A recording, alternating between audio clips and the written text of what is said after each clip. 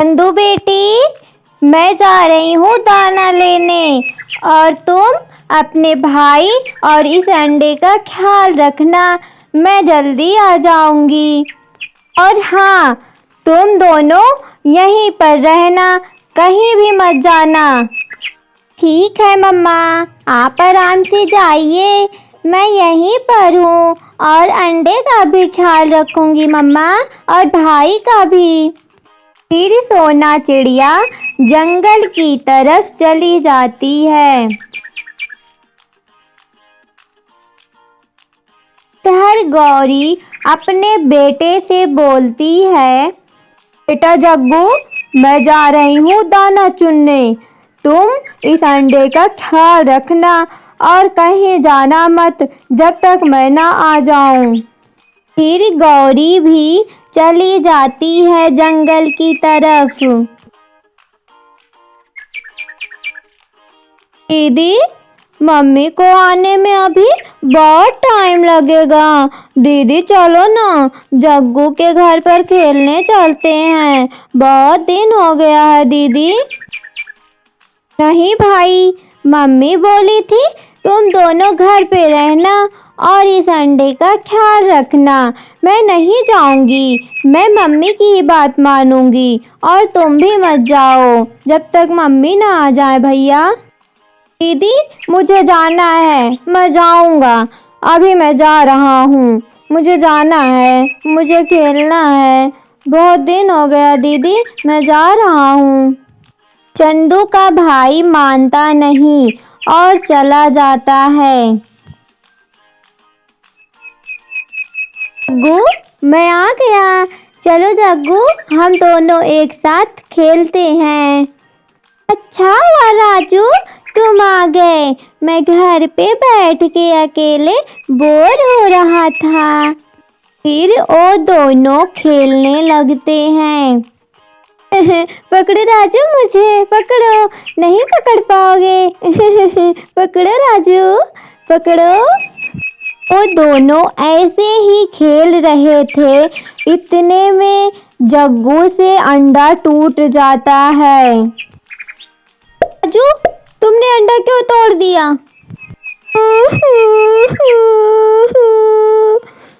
जग्गू भैया, तुम झूठ बोल रहे हो, वो अंडा मुझसे नहीं टूटा। राजू, मैं झूठ नहीं बोल रहा हूँ, वो अंडा तुमसे ही टूटा है। मम्मी आएंगे तो मैं बता दूंगा तुमने मेरा अंडा तोड़ दिया। फिर राजू रोते हुए घर चला आता है। क्या हुआ भैया, आप बहुत उदास लग रहे हो? जग्गू आपके साथ खेला नहीं क्या? नहीं दीदी, बस ऐसे ही, जग्गू तो मेरे साथ खेला था। अरे गौरी बहन, कैसी हो आप? आप भी दाना लेने आई थी क्या? आपके अंडे से बच्चे कब तक निकलेंगे? हाँ बहन, मैं भी दाना लेने आई थी। बहन, मेरा जो अंडा है ना, वो बहुत छोटा है, मुझे बड़ा डर लग रहा है। इसमें से 2-3 दिन में बच्चे बाहर आने वाले हैं। मैं सोच रही हूँ कहीं मेरे बच्चे को कुछ प्रॉब्लम तो नहीं है जो मेरा अंडा इतना छोटा है।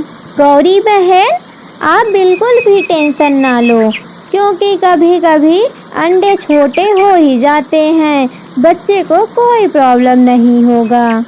मेरा वाला अंडा तो बहुत ही हेल्दी है, उसमें से भी 2-3 दिन में बच्चे निकल ही जाएंगे। ठीक है बहन, हमें घर चलना चाहिए अब। गौरी जैसे ही घर पहुंचती है तो जग्गू रो रहा था।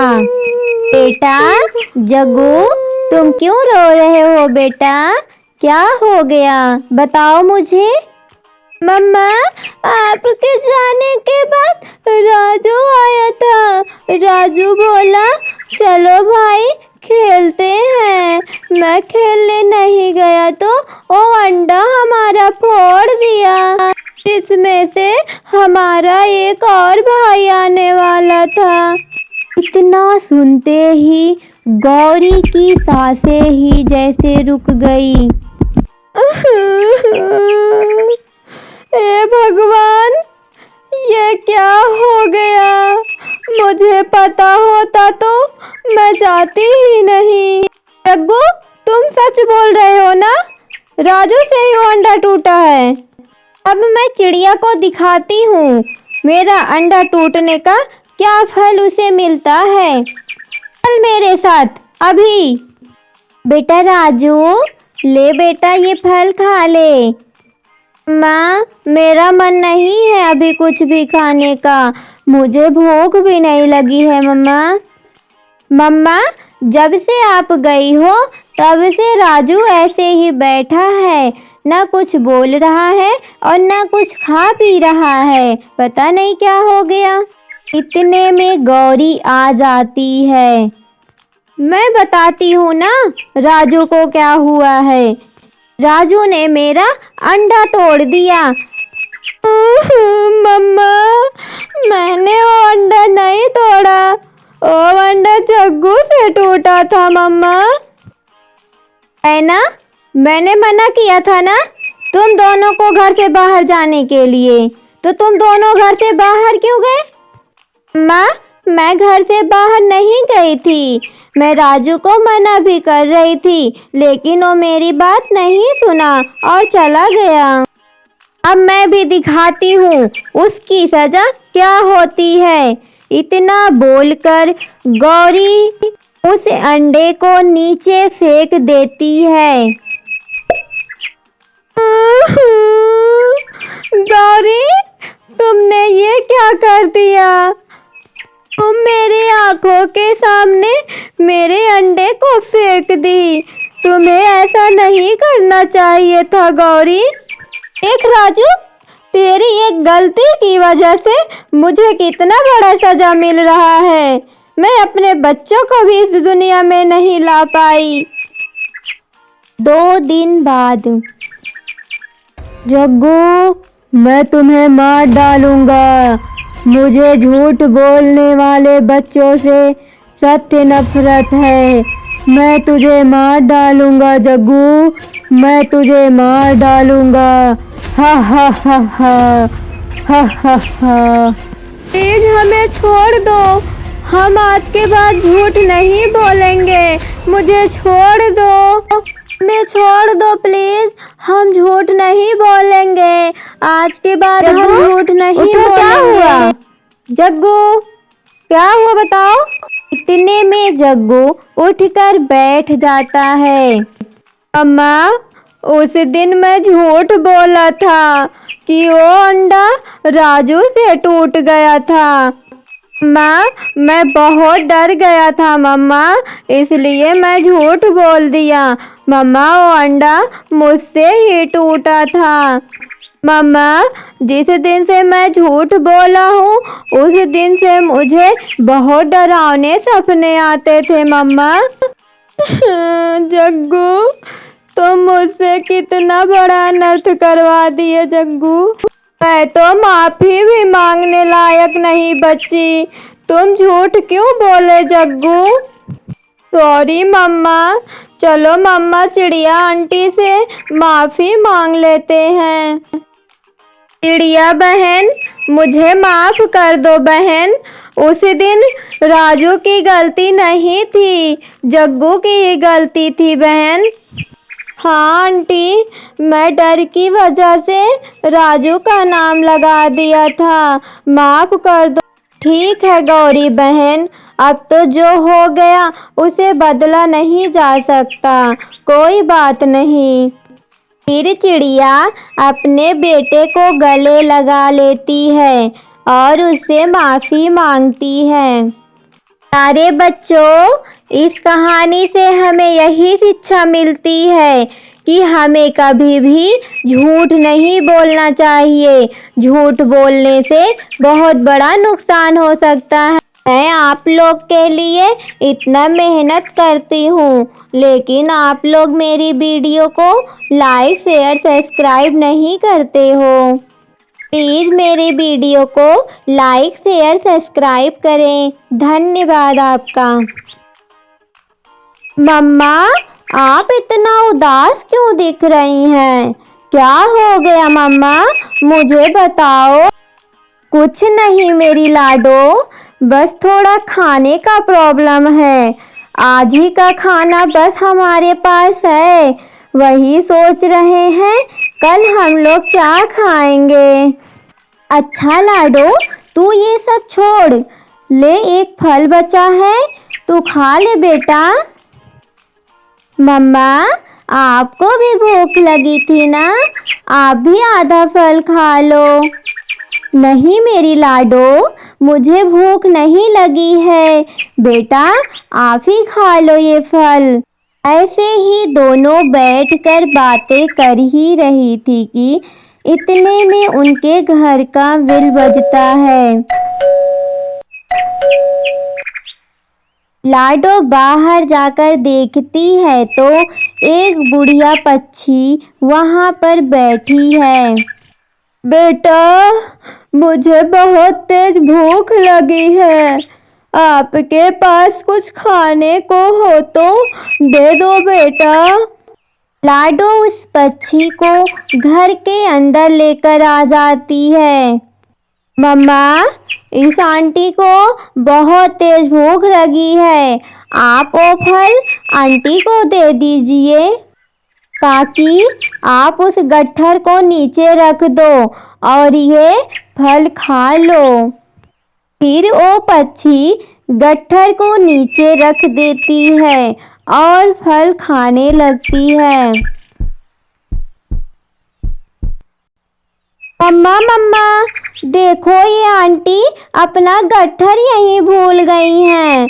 मैं देख कर आता हूँ, अभी वो ज़्यादा दूर नहीं गई होंगी। लाडो उस बूढ़ी पक्षी को ढूंढने लगती है। फिर उसे बूढ़ी चिड़िया दिख जाती है। आंटी जी, आप अपना गट्ठर हमारे घर पे भूल कर चली आई थी। बेटी लाडो, आप और आपकी माँ बहुत अच्छी हैं। एक काम करो, ये गट्ठर ले जाकर अपनी मम्मी को दे दो। आंटी जी, मेरी मम्मी बोल रही थी कि कोई भी सामान किसी से लेना नहीं चाहिए। लाडो बेटी, आप और आपकी मम्मा ने मुझे खाना खिलाया, आप इसे इनाम ही समझ के रख लो। मम्मा, ओ आंटी अपना गट्ठर मुझे दे दी और बोली ये अपनी मम्मी को ले जाकर दे दो। मम्मा देखो ना इसमें क्या है, आंटी क्या दी हैं। अच्छा मेरी लाडो, अभी बहुत रात हो गई है, अभी चलो सो जाओ, कल सुबह उठकर हम लोग इसे देख लेंगे इसमें क्या है। रात हो जाती है, लाडो और उसकी माँ दोनों सो जाती हैं। काफ़ी रात हो जाती है, लेकिन लाडो को नींद नहीं आती और वो सोचती है कि उस गट्ठर में है क्या। फिर लाडो उठकर वो गट्ठर खोलने लगती है, उसमें पूरे सोने के सिक्के भरे हुए थे। मम्मा मम्मा, जल्दी उठो। मम्मा देखो इसमें आंटी क्या दी है। मम्मा जल्दी उठो। इतने में गौरी उठ जाती है और देखकर वो दोनों बहुत खुश हो जाते हैं। मम्मा, आंटी के पास खाने का भी कुछ नहीं था और इतने सारे सोने के सिक्के आंटी के पास कहाँ से आए होंगे। हाँ मेरी लाडो, हो सकता है ये भगवान का कोई इशारा रहा होगा, इसे हम आशीर्वाद समझकर रख लेते हैं। कुछ टाइम बाद सुबह हो जाता है और गौरी उस सोने के सिक्के को लेकर दुकान पे बेचने के लिए चली जाती है। फिर गौरी उस पैसे से कुछ राशन खरीदती है और कबूतर अंकल से बोलती है, कबूतर अंकल, अगर आपके पास कोई ज़रूरतमंद पक्षी आए तो आप मेरे घर भेज देना, मैं उन लोगों की मदद करती हूँ। अरे वाह बेटा, आप तो बहुत अच्छा काम करते हो। अगर ऐसी कोई पक्षी आई तो मैं ज़रूर भेजूंगा। कुछ टाइम बाद कबूतर के पास कालू आता है। अंकल, मेरे पास पैसे नहीं हैं और मुझे बहुत तेज से भूख लगी है। आप मुझे खाने को कुछ दे दो, मैं धीरे धीरे आपका पैसा चुका दूंगा। कालू, तुम गौरी के घर चले जाओ। गौरी जरूरतमंद पक्षियों की मदद करती है। फिर कालू गौरी के घर की तरफ जाने लगता है। अरे कालू, कैसे आना हुआ? गौरी, मैं सुना हूँ तुम जरूरतमंद पक्षियों की मदद कर रही हो, तो मुझे बहुत तेज से भूख लगी थी, इसलिए चला आया मैं। अच्छा ठीक है कालू, मैं तुम्हारे लिए कुछ खाने को ले आती हूँ। कालू, लो खा लो। गौरी, आपका बहुत बहुत धन्यवाद। गौरी, अभी कुछ दिन पहले आपके पास कुछ खाने को भी नहीं था, ये कैसे हुआ गौरी? फिर गौरी कालू को पूरी बात बता देती है। अच्छा गौरी, फिर मैं भी जा रहा हूँ उस चिड़िया को ढूंढूंगा और एक दिन मैं भी बहुत अमीर बन जाऊंगा। फिर कालू जंगल जंगल जाकर उस चिड़िया को ढूंढने लगता है।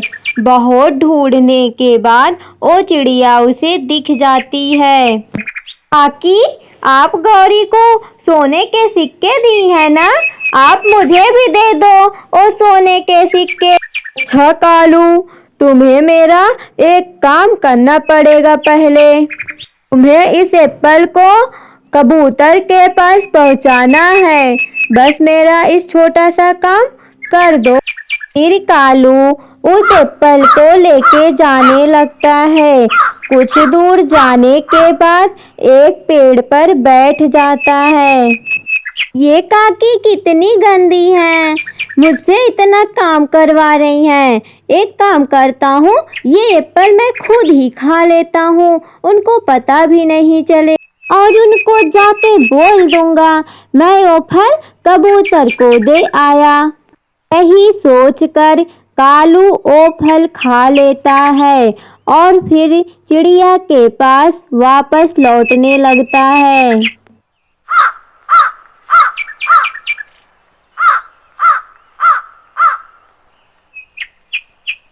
काकी, मैं वो फल कबूतर को दे आया, अब मुझे भी पोटली दे दो सोने के सिक्के वाली।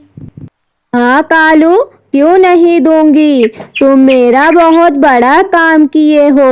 लो, ये पोटली तुम ले जाओ। कालू बहुत खुश हो जाता है और अपने घर के पास चला आता है।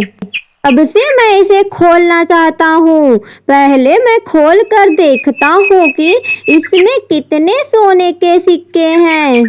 कालू बहुत ही खुश होकर उस पोटली को खोलने लगता है। उसमें से बहुत सारे कीड़े मकोड़े निकलने लगते हैं। तो मुझे बचाओ, इस आंटी ने क्या दे दिया मुझे? कालू को बहुत तेज गुस्सा आ जाता है और वो बोलता है, मैं जाता हूँ उस काकी के पास, उनकी इतनी हिम्मत, वो मेरे को कीड़े मकोड़े दे दी। फिर कालू उस पक्षी के पास चला जाता है। काकी, आपकी इतनी हिम्मत, आप मुझे कीड़े मकोड़े दे दी। मुझे कीड़े मकोड़े क्यों दिए आप? देखो कालू, यहाँ आकर चिल्लाओ मत। तुम एक झूठे पक्षी हो और चिड़िया एक सच्ची पक्षी है। झूठे लोग के साथ ऐसा ही होता है। मैं इसमें कुछ नहीं की हूँ। तुम वो फल कबूतर को नहीं दिए थे, तुम्हें उसी का फल मिला। अरे दोस्तों, इस कहानी से हमें यही शिक्षा मिलती है कि हमें कभी भी गलत काम नहीं करना चाहिए और झूठ भी नहीं बोलना चाहिए। अगर हमारी वीडियो पसंद आई हो तो हमारे चैनल को लाइक शेयर सब्सक्राइब करें प्लीज। प्यारे बच्चों, कमेंट में इस क्वेश्चन का आंसर बताएं।